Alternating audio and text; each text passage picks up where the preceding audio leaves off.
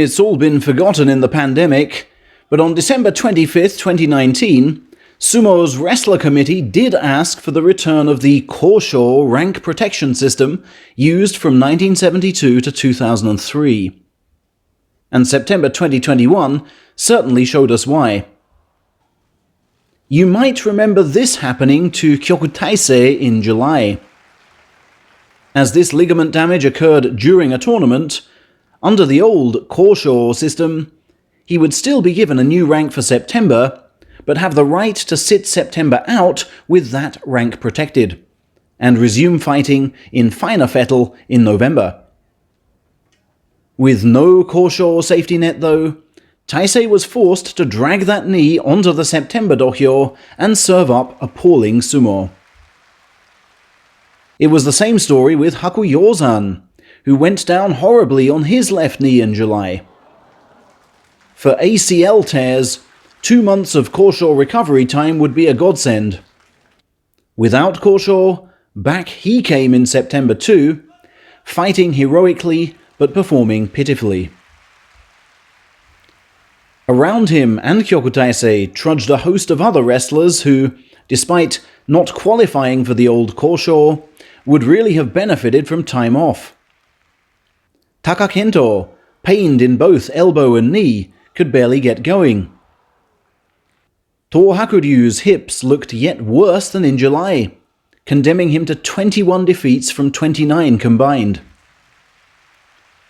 Azumaryu looked lifeless en route to 0-6, before cheaply clawing his way back to safety.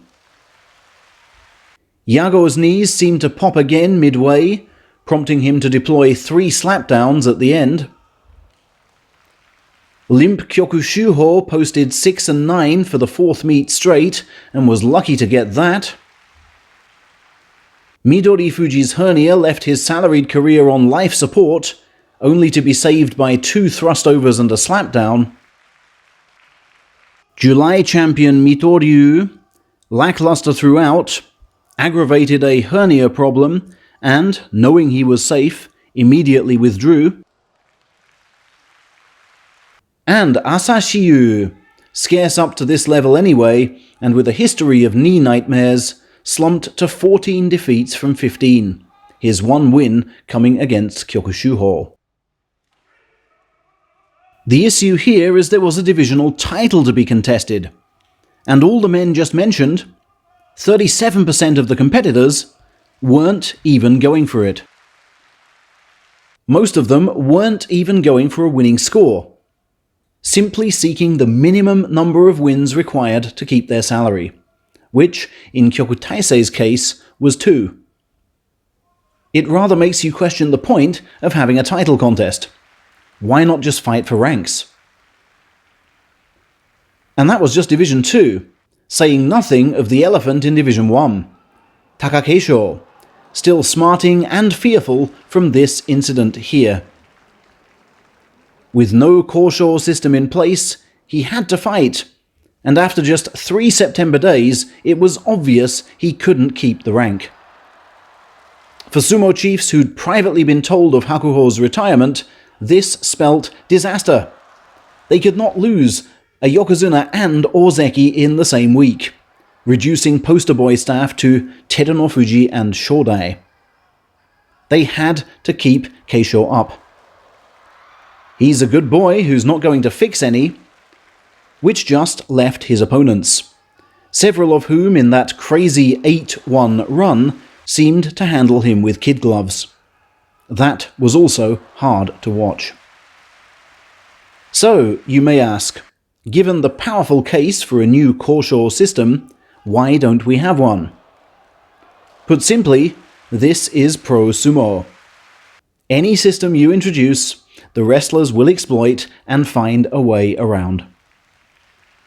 With the old Kosho, wrestlers who were injured in training pretended they were injured in tournaments.